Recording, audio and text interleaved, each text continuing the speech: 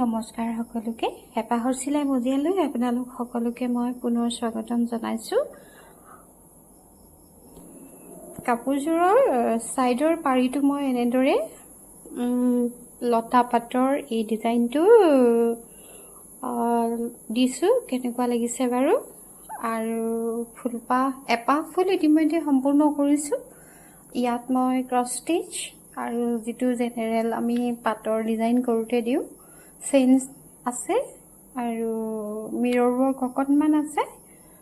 আৰু ইয়াত ৰঙৰ কেৱল 3টা ৰংহে ব্যৱহাৰ কৰিছোঁ। সেয়া দেখিছেই, ৰাণী, মেহেন্দি গ্ৰীণ আৰু ব্লেক, এইকেইটা ৰঙেই মই ইয়াত ব্যৱহাৰ কৰিছোঁ। আৰু কাপোৰযোৰ কেনেকুৱা লাগিছে জনাবচোন। যদি ভাল লাগিছে লাইক কমেণ্ট আৰু শ্বেয়াৰ কৰিব। আৰু যদি অকণমান আগবাঢ়ি যোৱাটো বিচাৰে তেনেহ'লে মোৰ চেনেলটো ছাবস্ক্ৰাইব কৰি দিব বুলি আশা কৰিছোঁ।